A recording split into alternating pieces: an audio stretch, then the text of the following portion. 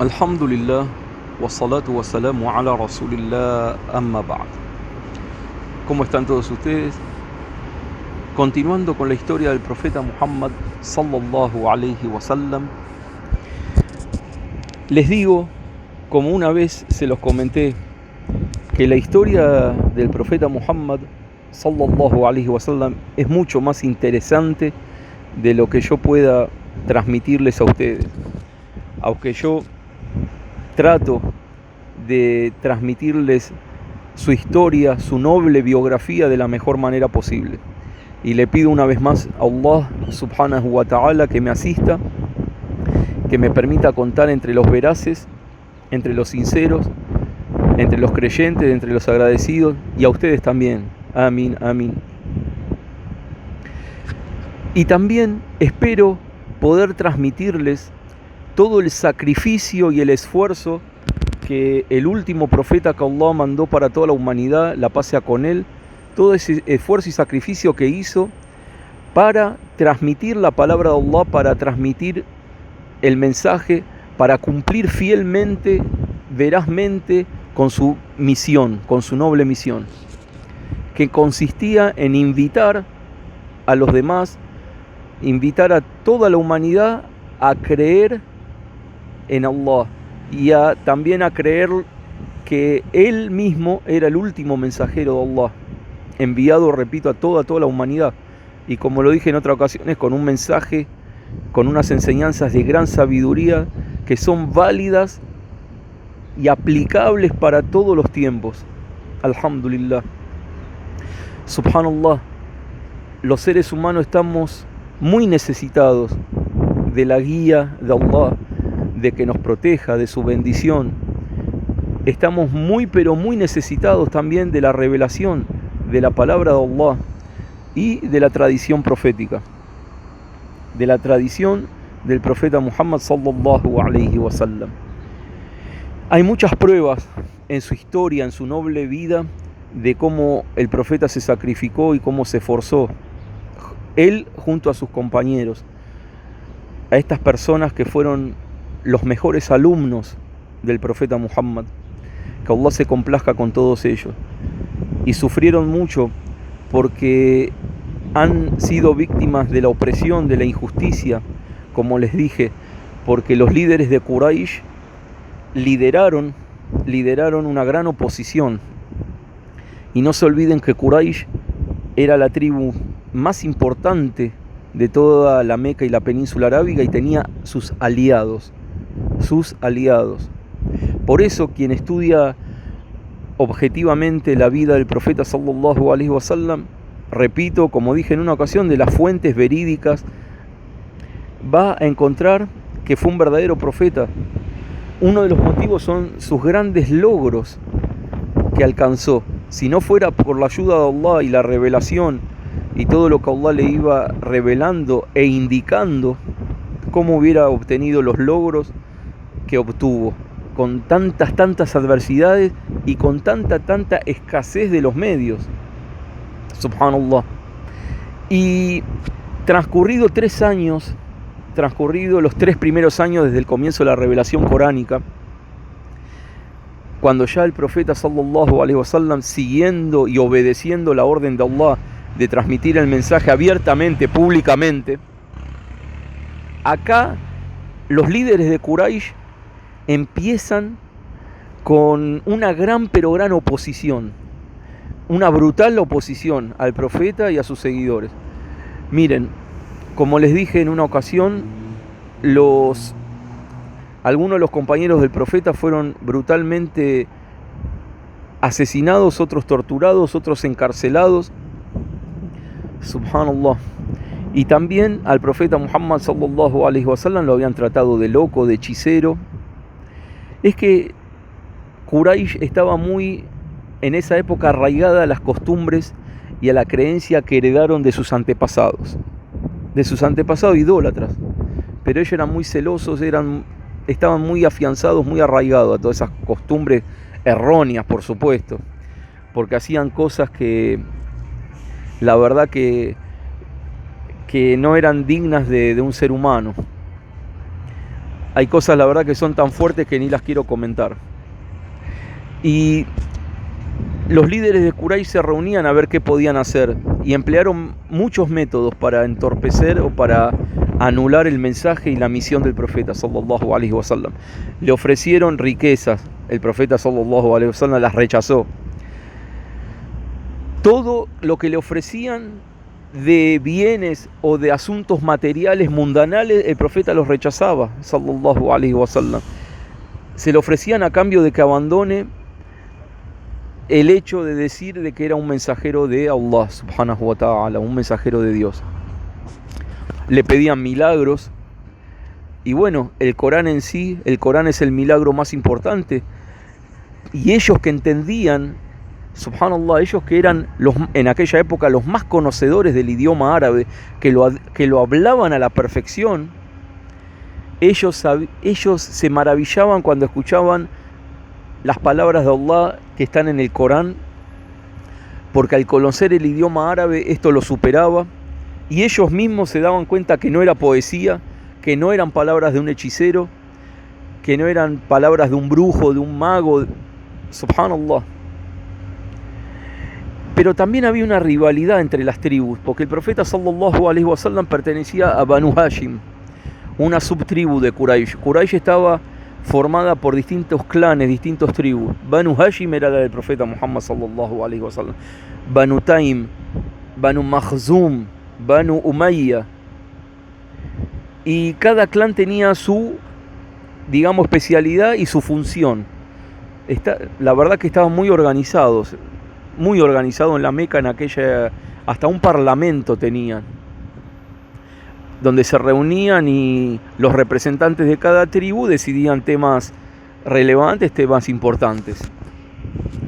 Y bueno, cuando empezó la misión pública y abierta del profeta sallallahu alaihi wasallam, ellos se reunieron muchas veces para debatir y ver las acciones correspondientes a seguir, repito, para anular o para entorpecer o para terminar con la misión del profeta sallallahu alaihi wasallam. Subhanallah, siendo la tribu más poderosa, no pudieron pararlo al profeta sallallahu alaihi wasallam. No pudieron. Y el profeta, repito, a pesar de todas las adversidades, a pesar de todos los peligros que corría él y sus seguidores, jamás abandonó su misión.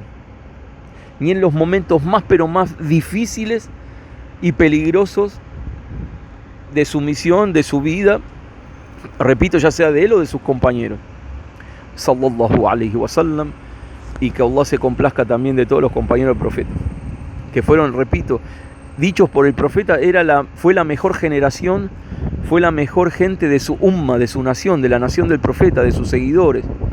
Ellos fueron, y yo ya lo dije, alhamdulillah, pude tratar de transmitirles un poquito cuando hablé de las conquistas y de la gran expansión musulmana y la gran y veloz, porque en poco tiempo, lo dije, en muy poco tiempo los musulmanes con la ayuda de Allah conquistaron un vasto territorio, pero estas conquistas estuvieron a mano de los compañeros del profeta, repito, de las personas más piadosas, más nobles de esta umma, de esta nación, de la nación del profeta, de la umma del profeta, de la nación, de la comunidad de los seguidores del profeta sallallahu alaihi wasallam.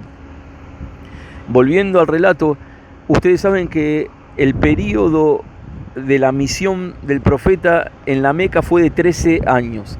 3 años predicó en secreto, en privado, y 10 años abiertamente. Ya cuando transcurrieron los 3 primeros años desde que el ángel Gabriel descendió, que Allah lo envió con las primeras leyes del Corán, transcurridos esos 3 años desde el comienzo de la revelación coránica, transcurridos esos 3 años, empieza la prédica abierta. Subhanallah. Su tío Abu Talib lo protegía, lo cuidaba, hizo humanamente lo que estaba a su alcance. Y los musulmanes en un periodo estaban corriendo tanto peligro que el profeta le dijo, sallallahu alaihi wasallam, que emigren a Abisinia. Abisinia es lo que hoy es Etiopía, porque había un rey cristiano conocido por su justicia, era amante de la justicia. Un grupo de musulmanes, como pudieron, porque dada la peligrosidad de la situación, se escaparon, pudieron emigrar a Abisinia. El rey los entrevistó.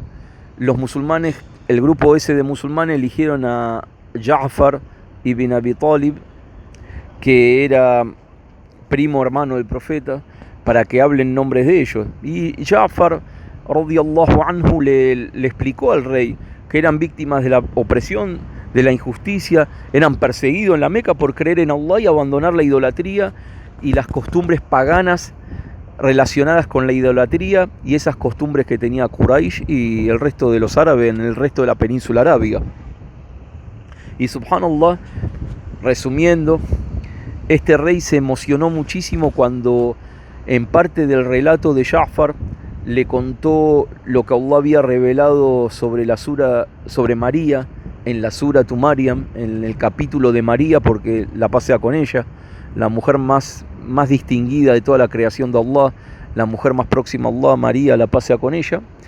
Y el rey se emocionó mucho y algunos allegados al rey también, lágrimas brotaron de sus ojos cuando escucharon la recitación coránica de la sura de María, del capítulo de María que está en el Corán. Subhanallah, subhanallah. Y Quraysh había mandado a una persona con regalos muy valiosos para el rey, pero el rey devolvió esos regalos y no le importó recibirlos, y sí le importó y sí los recibió y los acogió en su reino a aquellos musulmanes que se pudieron escapar y que el profeta Muhammad sallallahu alaihi wasallam los había enviado a la tierra donde este rey justo que abrazó el Islam, algunos dicen que ocultó su islamización, pero este rey abrazó el Islam y saben que cuando él murió, el profeta rezó por él, el profeta y sus compañeros hay un rezo, bueno, específico y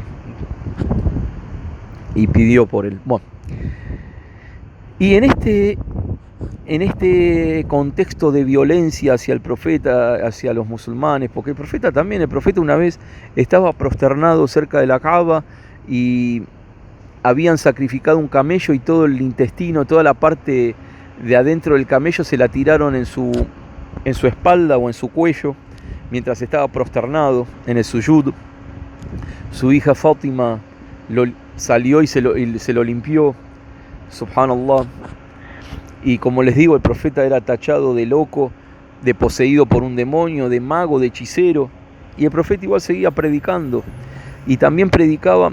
Ustedes saben que en la Meca, al estar la mezquita más importante, los árabes venían a peregrinar, provenientes de toda la península arábiga, porque la peregrinación estaba desde la época del profeta Abraham, la paz sea con él.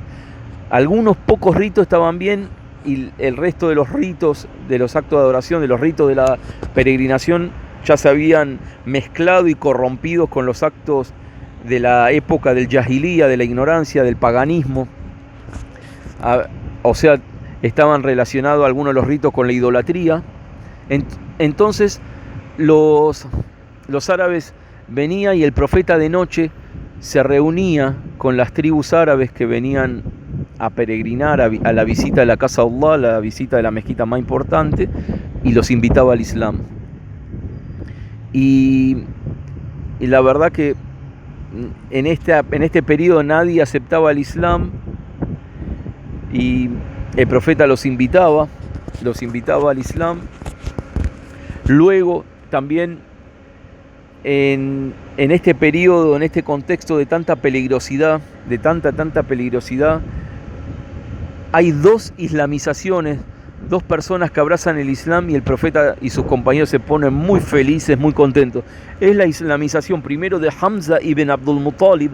Hamza era el tío paterno del profeta y fue hermano de leche, habían sido amamantados por la misma mujer, radiyallahu anhu.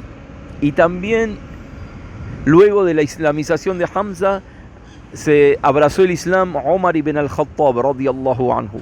Estas dos islamizaciones, repito, alegraron muchísimo al profeta y a sus compañeros, porque eran dos personas fuertes, respetadas en la Meca, eran dos personas valientes, muy valientes, que ya la pronunciación de sus nombres causaba miedo en los árabes de aquel entonces. Subhanallah, Omar ibn al-Khattab tiene una historia muy interesante de cómo abrazó el Islam, porque él, cuando veía que toda la situación de la Meca causada por el profeta Muhammad sallallahu alaihi wasallam y su prédica, causada por el profeta y su prédica, él dijo, salió un día muy violentamente de su casa, salió con su espada para matar a Muhammad, como lo dijo cuando lo interceptaron en el camino una persona, y la persona le dijo, ¿por qué no empezás corrigiendo tu hogar? Y Omar le dijo, ¿cómo? Sí, si tu hermana y su marido abrazaron el Islam y renegaron de la creencia y de nuestra religión, de nuestros antepasados. Y Omar cambió el rumbo y fue a ver a la hermana. La hermana y su marido, la hermana de Omar y su marido tenían una hoja donde había parte del Corán, de la Sura Taha, y estaban recitándola, estudiándola. Es un gran acto de adoración recordar a Allah a través de la lectura, de la recitación del Sagrado Corán. Esto lo digo como recordatorio. Y Omar entra violentamente y le dice, ¿qué estaban haciendo? Ellos, la verdad, Omar era un hombre muy fuerte, había sido campeón de lucha, era un hombre muy alto. Y bueno, Omar violentamente los empujó, les pegó, y después se tranquilizó, agarró la hoja, cuando vio la firmeza de su hermana y de su marido, de que no iban a abandonar el Islam por nada del mundo, a pesar de toda esa violencia de la cual estaban siendo víctimas, y agarró la hoja Omar, que decía, Bismillahirrahmanirrahim, Taha, ما أنزلنا عليك القرآن لتشقى إلا تذكرة لمن يخشى تنزيلا ممن خلق الأرض والسماوات العلى الرحمن على العرش استوى له ما في السماوات وما في الأرض وما بينهما وما تحت الثرى وإن تجهر بالقول فإنه يعلم السر وأخفى الله لا إله إلا هو له الأسماء الحسنى. Quedó Omar sorprendido, maravillado, y dijo, llévenme donde está Muhammad. En aquel entonces el profeta y sus seguidores se reunían en secreto en una casa de uno de los compañeros, Dar el Arqam, en una de las casas de los compañeros del profeta. Y cuando llega Omar y golpea la puerta y vieron que era Omar, se asustaron, se preocuparon, y Hamza los tranquilizó y les dijo, si viene como amigo, bienvenido, si viene como enemigo, yo me voy a encargar. Y el profeta los tranquilizó a todos y dijo, déjenlo pasar. Entró Omar ibn al-Khattab y pronunció el testimonio de fe y dijo, Ashhadu an la ilaha illallah wa ashhadu anna Muhammadan Rasulullah. Atestiguo que no hay divinidad con derecho a ser adorada excepto Allah, y atestiguo que Muhammad es el mensajero de Allah. Los musulmanes y el profeta felices. Y una persona le dijo, Omar, alegrate, porque hace poco escuché al profeta decir en una de sus súplicas, Allahumma, fortalece al Islam con alguna de estas dos personas que sean más queridas para ti, con Omar ibn al-Khattab o Amru ibn Hisham, que era Abu Jahl, era un líder de la Meca, que fue uno de los grandes opositores, uno de los líderes de la oposición y de la violencia contra el profeta, su mensaje y los musulmanes. Bueno, ya van 20 minutos, no sabía que me iba a pasar tanto. Bueno, le pido a Allah que esta historia y el Islam llegue a los corazones de todos ustedes. Le pido a Allah que acepte mis buenas acciones y perdone mis faltas y mis pecados. Le pido a Allah por el bienestar en esta vida y en la otra mía y de todos ustedes. Amén, amén. Wa sallallahu ala sayyidina Muhammad wa ala alihi wa sahbihi ajma'in.